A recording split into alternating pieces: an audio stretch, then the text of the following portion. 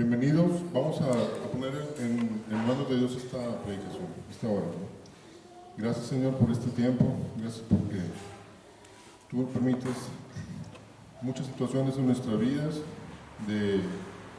algunas de pruebas, algunas de bendiciones, para irnos formando en tu carácter, Señor. Y en esta mañana te pedimos que tu palabra pueda ser expresada y recibida de manera como tú quieres, Señor, que llegue hasta el corazón de los oyentes. Ayúdame a ser un instrumento tuyo solamente de transmitir esta palabra tuya. Gracias por tus misericordias día con día. Gracias por tu amor y la muerte de tu Hijo Jesucristo en la cruz por nosotros, Señor. En el nombre de Jesús ponemos esta predicación en tus manos. Amén. Hermanos, pues hoy vamos a ver el tema de Josué 24. Si quieren ir abriendo sus Biblias ahí. Y es una gran historia que tenemos ahí en el Antiguo Testamento. Josué 24. Solamente a manera de introducción quería comentarles que Josué sufrió un cambio de nombre, porque inicialmente su nombre era Oseas, y Oseas significa salvado. ¿Salvado de dónde? Salvado de Egipto, salvado de las pruebas, de todas las plagas que sucedieron en Egipto, salvado del país de Egipto, salvado del mar rojo que se abrió, salvado de esa esclavitud de donde estuvo, ¿verdad? Aunque él en ese momento seguramente fue un joven o un niño estando en Egipto. Entonces su nombre inicialmente era Oseas. Y ya estando en el desierto, en los primeros años o meses que estaban por ahí, un ejército de Amalek fue el que fue a combatirlos. Y si recuerdan la escena, Moisés estaba en un monte con los brazos en alto, y Josué fue instruido por Moisés para que fuera a pelear en contra de ese ejército de Amalek. Y mientras Moisés mantenía los brazos arriba, el pueblo de Israel vencía, pero cuando se cansaba, el pueblo de Israel era derrotado. Entonces fueron sostenidos sus brazos para que pudieran prevalecer. Y este es el carácter de Josué, de un guerrero obediente. Era un siervo que siempre estaba pegado con Moisés. Él subió a la montaña al Sinaí hasta cierto punto, ¿verdad? Y de mañana dice la Biblia que se levantaba temprano, estaba a la puerta del tabernáculo. También Josué fue designado por Moisés, se le impuso las manos de parte de Moisés para ser el siguiente líder del pueblo de Israel. Y también hay dos menciones también más sobre Josué, de que él fue de los 12 espías, de los 12 que fueron enviados a la tierra prometida. Solamente él y Caleb regresaron con unas noticias de seguir adelante, de que Dios iba a ayudarles a pesar de esos gigantes que había en esa tierra. Y debido a esto hubo una gran crisis en el pueblo, porque 10 personas decían que no y 2 personas decían que sí. Entonces estuvo a punto de ser apedreado en ese momento. A ese grado llegó Josué, la vida de Josué. Pero Josué finalmente se le cambia el nombre de Oseas a Josué. Oseas les decía que significa salvado, y Josué significa las salvaciones de Jehová.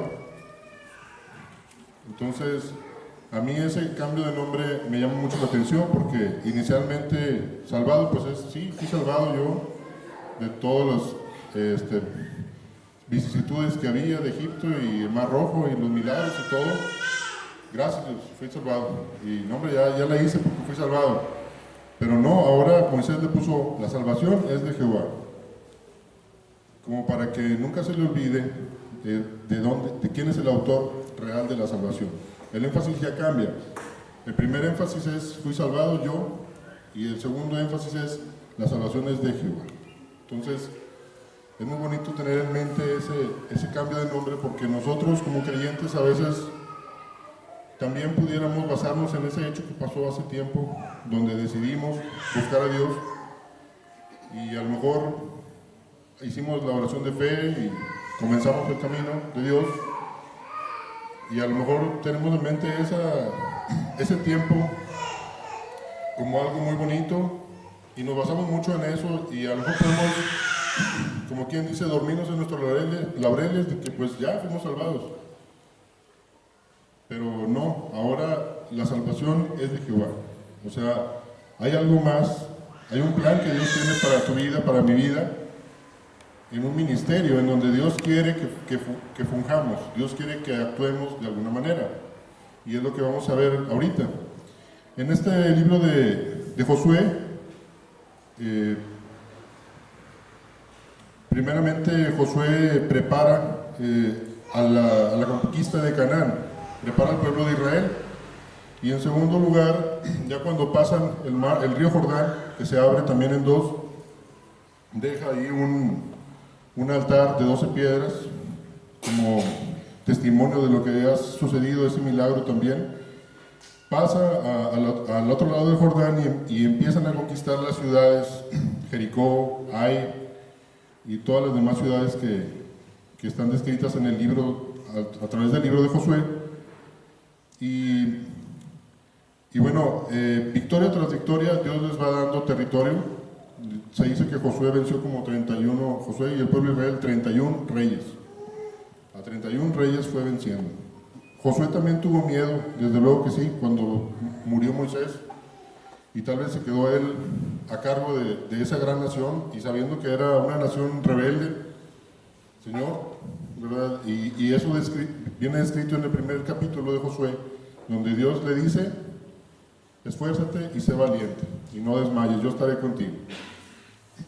Así sucede, va sucediendo en todo el libro, van venciendo ciudades, a veces cuando pecan también los vencen, y así.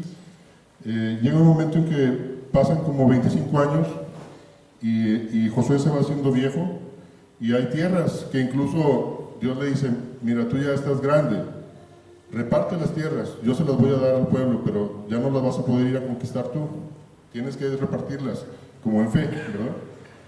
Y finalmente llega un momento en que conquistan toda la tierra de Canaán, a través también de intervenciones milagrosas de Dios, donde Dios muestra su apoyo con el pueblo de Israel y con Josué, y ya después Josué divide esa tierra y la distribuye a las diferentes tribus, y finalmente termina en el pasaje que vamos a ver de Josué 24, con las palabras de aliento, de despedida, pero también de que se decida el pueblo de Israel si va a seguir a Dios o no. Y quisiera que leyéramos ahorita ese pasaje de Josué 24. Abran su Biblia, si son tan amables. Dice: reunió Josué a todas las tribus de Israel en Siquem, y llamó a los ancianos de Israel, sus príncipes, sus jueces y sus oficiales, y se presentaron delante de Dios. Y dijo Josué a todo el pueblo: así dice Jehová, Dios de Israel: vuestros padres habitaron antiguamente al otro lado del río, esto es, Taré, padre de Abraham y de Nacor, y servían a dioses extraños. Y yo tomé a vuestro padre Abraham del otro lado del río, y lo traje por toda la tierra de Canaán, y aumenté su descendencia, y le di Isaac. A Isaac di Jacob y Esaú, y a Esaú di el monte de Seir, para que lo poseyese. Pero Jacob y sus hijos descendieron a Egipto, y yo envié a Moisés y a Aarón, y herí a Egipto, conforme a lo que hice en medio de él. Después os saqué a vuestros padres de Egipto, y cuando llegaron al mar, los egipcios siguieron a vuestros padres hasta el mar Rojo, con carros y caballería. Y cuando ellos clamaron a Jehová, él puso oscuridad entre vosotros y los egipcios, e hizo venir sobre ellos el mar, el cual los cubrió, y vuestros ojos vieron lo que hice en Egipto. Después estuvisteis muchos días en el desierto, y os introduje en la tierra de los amorreos que habitaban al otro lado del Jordán, los cuales pelearon contra vosotros, mas yo los entregué en vuestras manos, y poseísteis su tierra, y los destruí de delante de vosotros. Después se levantó Balac, hijo de Zippor, rey de los Moabitas, y peleó contra Israel, y envió a llamar a Balaam, hijo de Beor, para que os maldijese. Mas yo no quise escuchar a Balaam, por lo cual os bendijo repetidamente, y os libré de sus manos. pasasteis el Jordán y vinisteis a Jericó, y los moradores de Jericó pelearon contra vosotros, los amorreos, fereceos, cananeos, eteos, gergeseos, heveos y jebuseos, y yo los entregué en vuestras manos. Y envié delante de vosotros tábanos, los cuales los arrojaron de delante de vosotros. Esto es, a los 2 reyes de los amorreos, no con tu espada ni con tu arco. Y os di la tierra por la cual nada trabajasteis, y las ciudades que no edificasteis, en las ciudades moráis, en las cuales moráis, perdón. Y de las viñas y olivares que no plantasteis, coméis. Ahora pues, temed a Jehová, y servidle con integridad y en verdad, y quitad entre vosotros los dioses a los cuales sirvieron vuestros padres al otro lado del río, y en Egipto, y servid a Jehová. Y si mal os parece servir a Jehová, escogeos hoy a quién sirváis, si a los dioses a quienes sirvieron vuestros padres, cuando estuvieron al otro lado del río, o a los dioses de los amorreos en cuya tierra habitáis, pero yo y mi casa serviremos a Jehová. Entonces el pueblo respondió y dijo, nunca tal acontezca que dejemos a Jehová para servir a otros dioses, porque Jehová nuestro Dios es el que nos sacó a nosotros y a nuestros padres de la tierra de Egipto, de la casa de servidumbre, el cual ha hecho estas grandes señales y nos ha guardado por todo el camino por donde hemos andado y en todos los pueblos por entre los cuales pasamos. Y Jehová arrojó de delante de nosotros a todos los pueblos y al amorreo que habitaba en la tierra. Nosotros pues también serviremos a Jehová, porque Él es nuestro Dios. Entonces Josué dijo al pueblo, no podréis servir a Jehová, porque Él es Dios santo y Dios celoso, no sufrirá vuestras rebeliones y vuestros pecados. Si dejareis a Jehová y sirviereis a dioses ajenos, Él se volverá y os hará mal, y os consumirá después que os ha hecho bien. El pueblo entonces dijo a Josué, no, sino que a Jehová serviremos. Y Josué respondió al pueblo, vosotros sois testigos contra vosotros mismos, de que habéis elegido a Jehová para servirle. Y ellos respondieron, testigos somos. Quitad pues ahora los dioses ajenos que están entre vosotros, e inclinad vuestro corazón a Jehová, Dios de Israel. Y el pueblo respondió a Josué, a Jehová nuestro Dios serviremos, y a su voz obedeceremos. Entonces Josué hizo pacto con el pueblo el mismo día, y les dio estatutos y leyes en Siquem, y escribió Josué estas palabras en el libro de la ley de Dios, y tomando una gran piedra, la levantó allí, debajo de la encina que estaba junto al santuario de Jehová. Y dijo Josué a todo el pueblo, he aquí, esta piedra nos servirá de testigo, porque ella ha oído todas las palabras que Jehová nos ha hablado. Será pues testigo contra vosotros, para que no mintáis contra vuestro Dios. Y envió Josué al pueblo, cada uno a su posesión. Después de estas cosas murió Josué, hijo de Nun, siervo de Jehová, siendo de 110 años, y le sepultaron en su heredad en Timnat-Sera, que está en el monte de Efraín, al norte del monte de Gaas.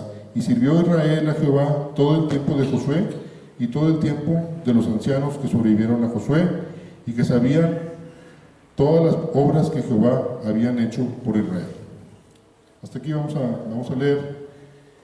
Y bueno, pues podemos ver aquí cómo Josué toma, en realidad nos lleva a hacer un pacto al pueblo de Israel. Y en la antigüedad, hermanos, amigos, había lo que se llamaban tratados internacionales, y también el pueblo de Israel estaba habituado con los pactos que Dios iba haciendo con ellos. Entonces aquí fue un momento de hacer un pacto, y los pactos tenían algunos elementos que ya los podemos ver aquí en el pasaje, que es, el número 1 es un prólogo histórico, y en este prólogo histórico se va a establecer la relación de las partes, ¿sí? Y es muy importante que se entienda ahí que la gracia y la misericordia del autor del pacto es de donde parte todo. Y aquí podemos ver que en realidad Dios, Jehová, fue quien los sacó y tuvo misericordia de ellos y los instauró en esa tierra, preparándolo todo para que ellos pudieran incluso comer sin haber plantado. Entonces, la gracia y la misericordia del autor del pacto es lo principal, históricamente hablando. Y quisiera compartirles Éxodo 22, donde es un ejemplo también de esto. Dice, yo soy Jehová tu Dios, que te saqué de la tierra de Egipto, de casa de servidumbre. De ahí De ahí sacó Dios a Israel, ¿verdad? Para que recuerde su origen y toda la misericordia que ha tenido con ellos. En el segundo punto, en los pactos de antaño, había lo que son las condiciones, y ahí se explican las responsabilidades que tenía el contrayente de ese pacto, ¿verdad? De ambas partes, pero sobre todo de la persona que era inferior, ¿verdad? Y aquí había un favor inmerecido que manifestaba el gobernante supremo. Como número 3, dentro de estos pactos estaba lo que son las cláusulas y las disposiciones, las reglas que se tenían que ir cumpliendo, y aquí se les daba oportunidad a que las personas que estaban haciendo ese pacto prácticamente leyeran eso y estuvieran de acuerdo. Si vemos aquí en el pasaje, el pueblo de Israel 4 veces dijo que iba a seguir a Jehová, no, sino que seguiremos a Jehová, seguiremos a Jehová. Y entonces vemos una respuesta en realidad positiva del pueblo de Israel. Si analizamos bien esto, pues fue una respuesta muy positiva, gracias a Dios, por eso es un gran ejemplo, ¿verdad? Y finalmente vienen lo que son las bendiciones y los castigos. Bueno, hay un punto intermedio en los otros pactos de las naciones, que era llamar a los dioses como testigos, pero en este caso pues ellos eran monoteístas, o sea, ellos creían en el Dios verdadero, aunque tenían a veces sus idolatrías, ¿verdad? Como mencionamos, ahí omitimos ese punto porque no llamaban a ningunos dioses como testigos, pero el siguiente punto es bendiciones y castigos. Y aquí en las bendiciones y castigos era bendición y prosperidad si el vasallo permanecía obediente. Pero si no permaneció obediente, había maldición, había enfermedad, había muerte, había deportación. Y si se rebelaba, ¿verdad? Entonces, aquí los escritores de los pactos de antaño, conociendo el corazón del hombre, hacían más énfasis en la maldición. Precisamente vemos Amós 3:2, dice: a vosotros solamente he conocido de todas las familias de la tierra, por tanto, os castigaré por todas vuestras maldades. Entonces, conocían el corazón del hombre, ¿verdad? Que se basa mucho en las bendiciones, pero olvidan que hay un castigo si se desobedece a ese pacto. Bueno, como podemos ver, esto que Josué los enfrenta a ellos, los impacta de esa manera, diciendo que él y su casa es quien van a servir a Jehová. Esto implicaba una responsabilidad, tanto responsabilidad como privilegio. Son las dos cosas. Y nosotros como creyentes también tenemos las dos cosas. Tenemos un privilegio de que conocemos al Rey de Reyes, que conocemos a Dios mismo en persona, que es nuestro gran amigo día con día, que Él nos acompaña donde quiera que vayamos, que Él nos abre puertas y nos libra de muchos peligros. Esos son los privilegios, pero también hay responsabilidades. La responsabilidad de seguir y de servir a Jehová, ¿no? Entonces, yo me quedo preguntando qué significa servir a Jehová en aquel tiempo, porque vemos la frase de Josué, ¿verdad? Sí, yo en mi casa vamos a servir a Jehová. Y todos dijeron, no, pues nosotros también. Y ya después todos se fueron a su tierra. Pero ¿qué implicaba hacer eso? Entonces, buscando en los usos y costumbres de aquel entonces, de las personas hebreas, bueno, yéndonos un poquito antes de las leyes de Moisés, antes no había iglesias, no había tabernáculos, ni siquiera, no había templo, ni siquiera había tabernáculo en tiempos de Abraham, de Isaac. Pero en esos tiempos de los patriarcas, el padre de familia era el sacerdote de toda la familia. Y en esos días era un honor y una responsabilidad de ejercer ese sacerdote como padre de familia. Comúnmente cuando el padre moría, pasaba la responsabilidad al hijo mayor y se veía a esa persona como una figura de autoridad delante de Dios, se le respetaba. Esto fue así hasta la ley de Moisés, ¿verdad? Que ya los levitas fueron los que se encargaron de seguir con estas cuestiones de Dios, ¿verdad? De la religión. Como punto número 2, hay una cuestión también en el tiempo de los patriarcas, lo de los altares. Si vemos la escritura, Abraham construyó altares, como por ejemplo ejemplo, Génesis 12:8 dice: luego se pasó de allí a un monte al oriente de Betel y plantó su tienda, teniendo a Betel al occidente y Ai al oriente, y edificó allí altar a Jehová e invocó el nombre de Jehová. Es un ejemplo. Y en Génesis 13:18 viene otro ejemplo. Abraham, pues, removiendo su tienda, vino y moró en el encinar de Mamre, que está en Hebrón, y edificó allí altar a Jehová. También Jacob edificó altar a Jehová, y así, ¿verdad? Lo vemos en Génesis 33:18 al 20 y Génesis 35:3. Pero ya no lo vamos a alcanzar a leer. Pero los altares, imaginémonos que los hijos y la esposa veían a Abraham y a Jacob. Oye, mira, mi papá está haciendo unas piedras ahí, mamá. ¿Qué es eso? No, mijo, es que eso lo hace para Dios, porque hemos pecado. A veces tu papá y yo discutimos. ¿O te acuerdas cuando tú le pegaste a tu hermanito? Bueno, eso no le agrada a Dios. Antes no había iglesia, no había tabernáculo. Es la manera que ellos hacían un sentido de pecado con ese altar. Número 2 era darse cuenta y estar conscientes de la autoridad de Dios. Ok, aquí está este altar, aquí, esto es algo que me indica que está Dios, ¿verdad? Número 3 es el conocimiento de que el camino para acercarse a Dios era a través del sacrificio. Entonces ya Dios estaba marcando cómo iba a ser el acercarse a Él, ¿verdad? Pero bueno, quise hacerme un poquito para atrás en la historia, en la época de los patriarcas, donde todavía no estaba Moisés, ¿verdad? Y el altar era el precursor, viene siendo el precursor de la vida familiar de oración en el hogar cristiano actual. Como si nosotros nos sentamos en la sala con nuestra familia, nuestra esposa, nuestros hijos, nuestros sobrinos o nuestros hermanos y nos ponemos a hacer oración. Eso es una similitud a esto del altar. Entonces sí había formas de manera práctica, aterrizarlas para seguir a Dios y servir a Dios. Por otro lado, la educación religiosa también era muy importante. Los padres debían entrenar a sus hijos en el conocimiento de Dios y de sus leyes. En Deuteronomio 4:9 vemos: por tanto, guárdate y guarda tu alma con diligencia, para que no te olvides de las cosas que tus ojos han visto, ni se aparten de tu corazón todos los días de tu vida. Antes bien las enseñarás a tus hijos y a los hijos de tus hijos. Entonces vino a ser una obligación solemne de los padres hebreos el enseñar las escrituras a sus hijos y ver las observaciones religiosas que tenían que ser. De hecho, también había peregrinaciones familiares, ya cuando estaba el tabernáculo o el templo, al santuario, ¿verdad?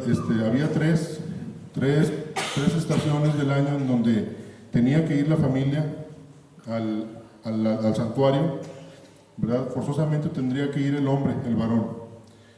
Todos los varones de casa eran súper requeridos que estuvieran ahí. No había ningún hombre que durante el año no pisara la iglesia, de aquel entonces, ¿no? Vemos en Éxodo 34, 22 al 23, dice: también celebrarás la fiesta de las semanas, la de las primicias de la siega del trigo y la fiesta de la cosecha a la salida del año. 3 veces se presentará todo varón tuyo delante de Jehová el Señor, Dios de Israel. Y los elementos aquí de acción de gracias eran muy enfatizados. Entonces, en estas fiestas se le agradecía a Dios. Es como cuando nosotros oramos y damos gracias o pasamos aquí al frente a dar gracias.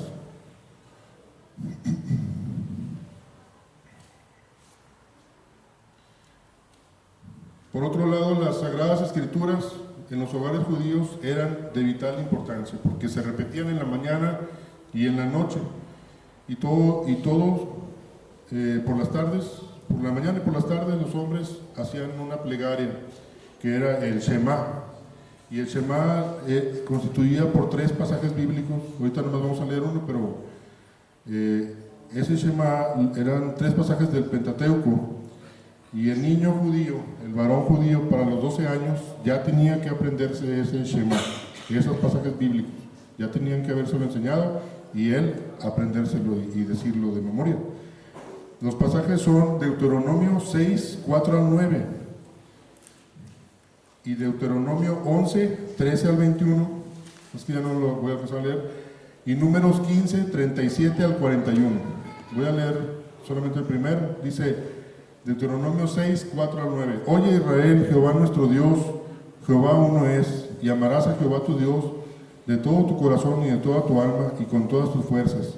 Y estas palabras que yo te mando hoy estarán sobre tu corazón y las repetirás a tus hijos y hablarás de ellas estando en la casa y andando por el camino y al acostarte y cuando te levantes, y las atarás como una señal en tu mano y estarán como frontales entre tus ojos y las escribirás en los postes de tu casa y en tus puertas.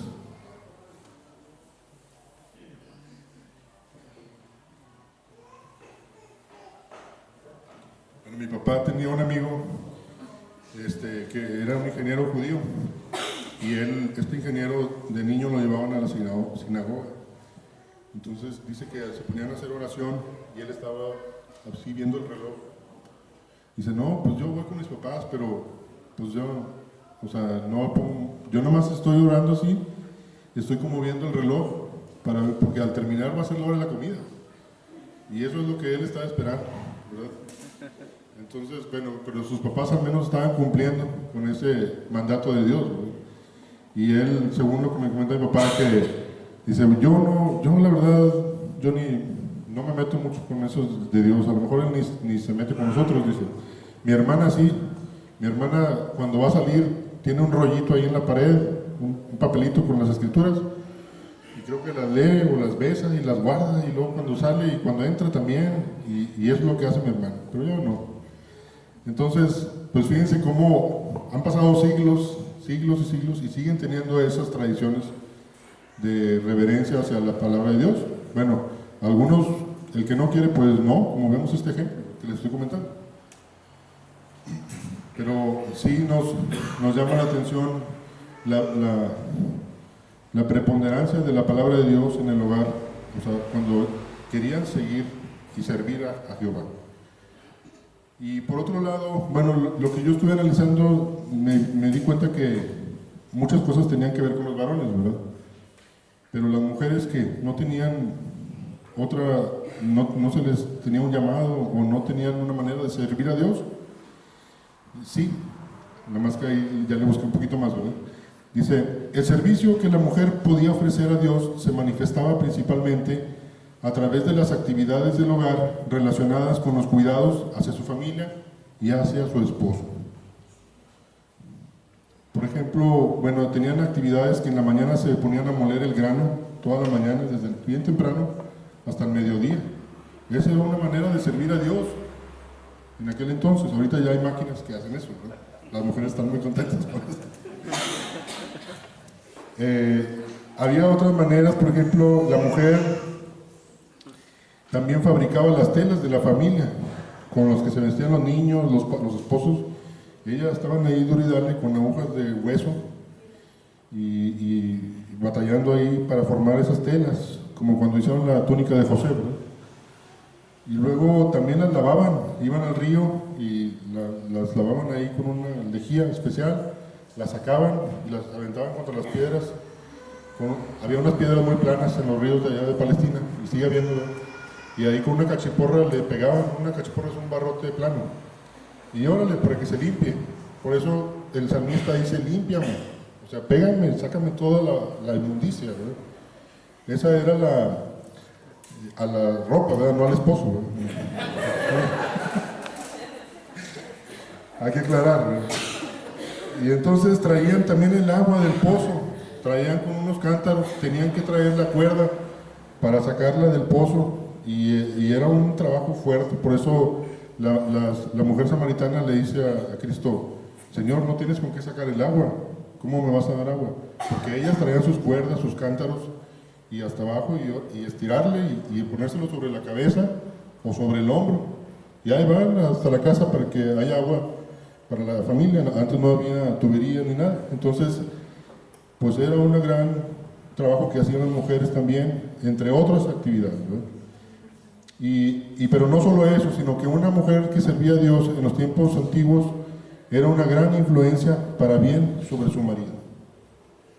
Entonces, todo eso fue muy básico también, porque se ve que cuando los reyes tenían también esposas que no servían a Dios, pues les malaconsejaban y había muertes, ¿verdad? Tenemos el ejemplo de Acab, tenemos el ejemplo de Juan el Bautista, que fue decapitado porque la esposa le dijo, ¿verdad?, a Herodes, mátale, córtale la cabeza, que le corten la cabeza. Entonces la influencia de la mujer, una buena influencia, era la manera en que podía servir a Dios en esa forma, ¿verdad?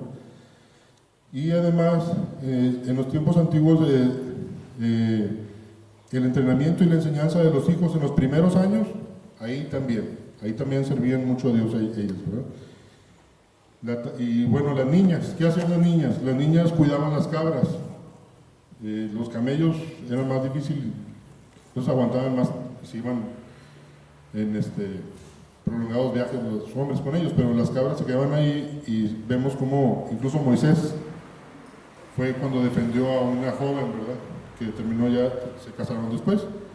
Entonces, eso viene en Éxodo 2, 15 al 21. Pero bueno, entonces, sí había maneras, si ya aterrizamos todos, servir a Jehová. Yo en mi caso serviremos a Jehová. ¿Cómo le voy a hacer? Pues aquí estaban todas estas maneras que se tenían que cumplir, se tenían que hacer, y hacerlo de corazón para Dios también, no nada más por obligación. Entonces, pues qué gran historia, ¿verdad?, de Josué, en donde él decide. Yo no sé si ustedes van a servir a los dioses de Egipto o a los dioses de sus padres, pero yo en mi casa vamos a servir a Jehová. Y eso impactó a todo el pueblo. Entonces, nosotros en esta historia podemos ver a Josué como un tipo de Jesús. Josué, podemos decir que fue un líder, pero también pues fue un siervo, porque el ser líder dentro del sistema de Dios implica ser siervo. Entonces, nuestro Señor Jesucristo, Josué es el tipo de nuestro Señor Jesucristo. Ahí vemos, este es el eje central de nuestra predicación, que ahorita vamos a ver, que Jesús es nuestro Josué, ¿verdad? Vamos a leer Marcos 10:45. Dice, porque el Hijo del Hombre no vino para ser servido, sino para servir y para dar su vida en rescate por muchos. Josué significa la salvación es de Jehová, y Jesús también significa lo mismo. En el antiguo hebreo era Josué, y pasaron los siglos y cambió un poquito, la palabra es Yehoshua o Yeshua, que es Jesús, pero en realidad es la misma palabra, Jesús y Josué. Entonces, Josué lleva a su pueblo a la tierra prometida, y Jesús lleva a su pueblo a una vida nueva. Josué destruye el poder del cananeo, y Jesús destruye el poder de las tinieblas. Vamos a ver primera de Juan 4:4.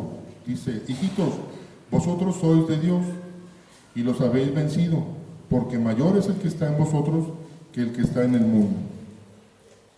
Jesús es mayor que el que está en el mundo. Jesús venció las tinieblas. Josué distribuye la tierra entre los tribus de Israel.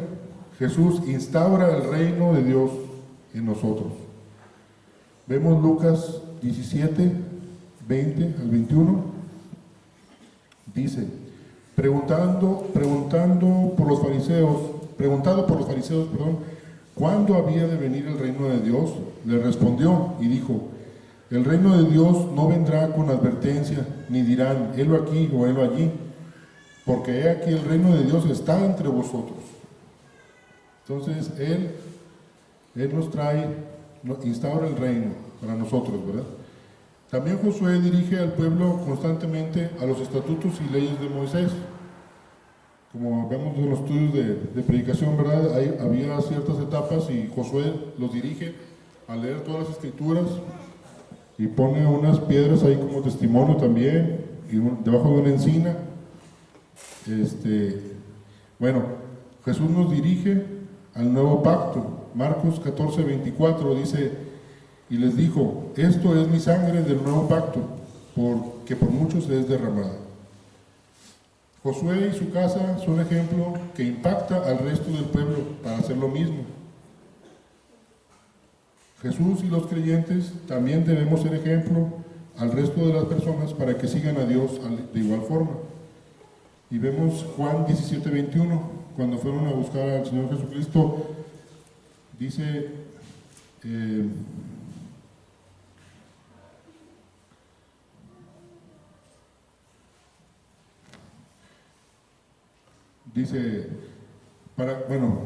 17:21 dice, para que todos sean uno, como tú, oh Padre, en mí y yo en ti, para que también ellos sean uno en nosotros, para que el mundo crea que tú me enviaste, ¿verdad? Y entonces ahí es para qué, para que el mundo crea. Nosotros somos uno y estamos con Dios, con Jesús, para que el mundo crea. Se pasó un versículo, es Marcos 3:35, también les iba a comentar fueron a buscar al Señor Jesús, ¿verdad? Y le dicen, oye, tu madre y tus hermanos te buscan aquí afuera. Entonces él le dice, ¿quién es mi madre y mis hermanos? Sino el que guarda la palabra de Dios, ¿verdad? Porque todo aquel que hace la voluntad de Dios, ese es mi hermano, y mi hermana y mi madre. Entonces, nosotros somos la familia de Cristo si buscamos la voluntad de Dios, si la guardamos, ¿verdad? Y Cristo nos llama para seguirle, para servir a Dios, y eso tiene que impactar a la gente que está a nuestro alrededor. Ahora que ya han pasado varios siglos, muchos siglos, y estamos en el año 2019, ¿verdad? ¿Y cómo podemos servir a Dios? Yo y mi familia, ¿cómo podré servir a Dios? Bueno, pues vamos a leer, es una gran pregunta esa, no es tan sencillo, porque si te pones a pensar, a investigar, pues en realidad no hay una manera única de servir a Dios, porque todos somos diferentes, y el servicio a Dios será diferente para cada persona, para cada familia, y la misma palabra de Dios nos dice eso en 1 Corintios 12:5, y hay diversidad de ministerios, pero el Señor es el mismo. Entonces hay diversidad de maneras de servir a Dios, de distintas maneras, de distintas formas, hay distintos momentos para cada quien también. Pero bueno, vamos a tratar de ver algunos pasos para servir a Dios como familia. El paso 1 es entender que fuimos formados para servir a Dios. Y lo vemos en Isaías 43:21. Dice, este pueblo he creado para mí, mis alabanzas publicará. Y Efesios 2:10 dice, porque somos hechura suya, creados en Cristo Jesús para buenas obras, las cuales Dios preparó de antemano para que anduviésemos en ellas. Entonces, como primer paso debemos entender que así es, que fuimos formados para servir a Dios. Paso número 2 es reconocer los dones espirituales que cada miembro de la familia pueda tener, y cada miembro de la iglesia, y cada familia en general, y estar dispuestos a usarlos en el ministerio, porque podemos reconocerlos, pero no estamos dispuestos a usarlos. Efesios 4:11 y 12 dice, y Él mismo constituyó a unos apóstoles, a otros profetas, a otros evangelistas, a otros pastores y maestros, a fin de perfeccionar a los santos para la obra del ministerio, para la edificación del cuerpo de Cristo. Y si leemos 1 Corintios 12:11, dice, pero todas estas cosas las hace uno, y el mismo Espíritu, repartiendo a cada uno en particular como Él quiere. Él, como Él quiere, reparte los dones a los creyentes. Nosotros no podemos escoger los dones que queramos tener. Dios es quien los determina, y no nos da Dios también al mismo tiempo, no nos dio el mismo don a todos, porque en la iglesia y en la familia se trata precisamente de complementar, y así lo diseñó Dios, ¿verdad? A lo mejor yo quisiera predicar como los hermanos que tienen más tiempo aquí, y no puedo porque no es mi don, ¿verdad? O alguien quisiera tocar la guitarra como Ociel. ¿Cómo está Ociel? Bueno, por ahí anda Ociel. Pues no puedo porque no es mi don, pero a lo mejor tengo otro don. A lo mejor Dios me ayuda en esta forma y bueno, no tenemos que fijarnos en otros dones más que en lo que Dios está dando facilidad. Pero también hay que practicar todo, porque a lo mejor Dios tiene un plan por ahí, ¿verdad? Contigo. Entonces, dice, ningún individuo recibe todos los dones, tampoco. Nadie vamos a tener todas las habilidades del mundo, porque precisamente Dios se quiere hacer fuerte en tu debilidad. Entonces, no se trata de que quiero tener todos los dones, a lo mejor voy a tener ciertas habilidades o dones y eso ahí te va a usar Dios. Y a otro hermano lo va a usar de otra manera y se va a ir complementando, ¿verdad? Entonces, los dones tuyos no se te dieron para tu beneficio, sino para el de otros. Vamos a ver 1 Corintios 12:7. Dice, pero a cada uno le es dada la manifestación del Espíritu para provecho. Entonces, ¿para qué es para provecho? Pero no de esa persona, de los demás, ¿no? Entonces, no se dieron para el beneficio propio. Y también, cuando usamos nuestros dones juntos, todos nos beneficiamos. Bueno, vamos a dejar tantito esto de los dones espirituales que Dios nos ha dado. Bendito sea Dios por eso, regalo que nos da. Y vamos a pasar a otro punto. Paso número 3 dice, servir al Señor de corazón, con pasión, entusiasmo y efectividad, y no por obligación. Como dice Efesios 6:6, dice, no sirviendo al ojo como los que quieren agradar a los hombres, sino como siervos de Cristo, de corazón, haciendo la voluntad de Dios. Y hay otro versículo de Colosenses 3:23.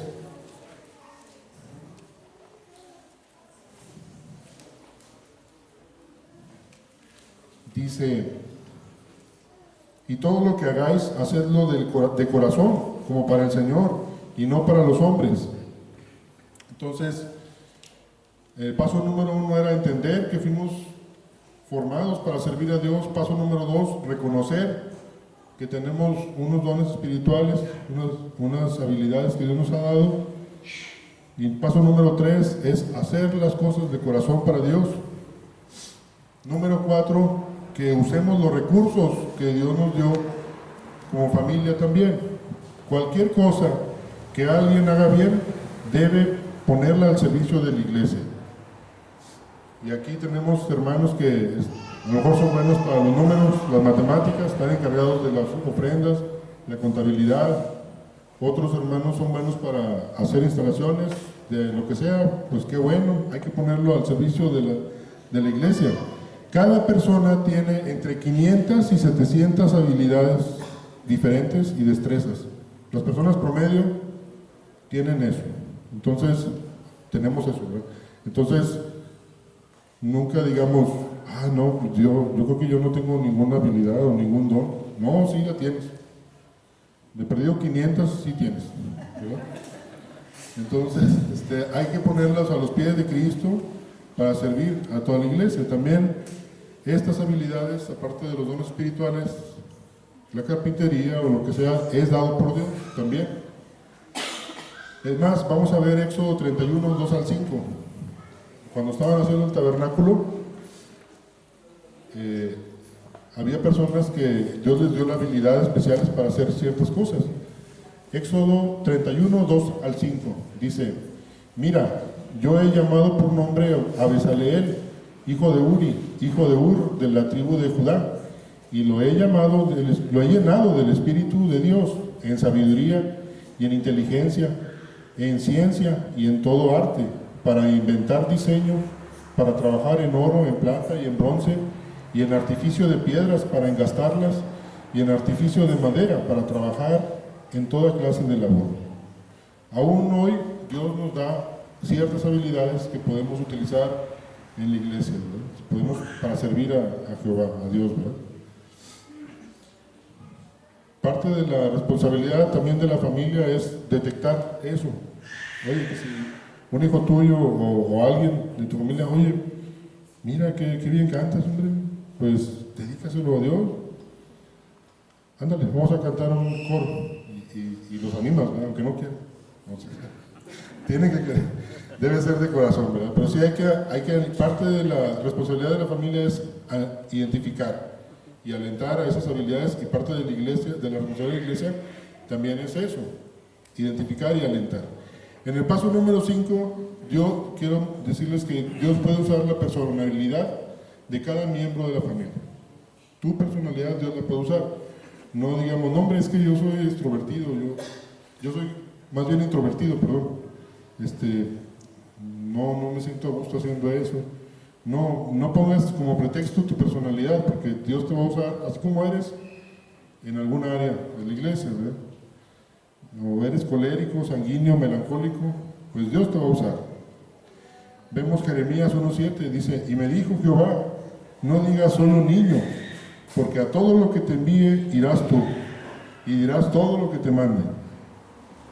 Entonces, la personalidad no la vamos a poner como pretexto para servir, sino al contrario, reconocer que Dios puede utilizarla, ¿no? Y paso número 6, los antecedentes y experiencias familiares nos van a ayudar a consolar a otros. Si nosotros hemos tenido algún problema en la familia, o alguna situación con la que hemos batallamos en el pasado o seguimos batallando, que Dios ha permitido en nuestra familia, eso no es un estorbo para servir a Dios, al contrario, eso Dios lo va a usar. Vemos en 2 Corintios 1:4, dice, el cual nos consuela en todas nuestras tribulaciones, para que podamos también nosotros consolar a los que están en cualquier tribulación, por medio de la consolación con que nosotros somos consolados por Dios. Entonces, pues sí hay maneras de servir a Dios, y todo eso Dios lo ha planeado y lo va a utilizar. Solamente debemos nosotros decidir seguirlo como personas principalmente, y luego como familias. Aquí en este pasaje hay dos palabras claves: elegir y servir. Elegir, servir a Dios, y luego después servirle, ¿verdad? Entonces, yo los animo a ustedes a que hagamos esa elección personalmente y familiarmente, de elegir servir a Dios. En la Biblia se nos reta a través desde el Génesis hasta más adelante, hasta el Apocalipsis, que nos decidamos por seguir a Dios. Fíjense cómo el Señor Jesús a los apóstoles les dijo: ¿ustedes también quieren irse? Fíjense, Juan 6, 66 al 68 dice: desde entonces muchos de sus discípulos volvieron atrás y ya no andaban con él. Dijo entonces Jesús a los 12: ¿queréis acaso iros también vosotros? Le respondió Simón Pedro: Señor, ¿a quién iremos? Tú tienes palabras de vida eterna. Entonces, ahí Dios los llevó a decidirse, ¿no?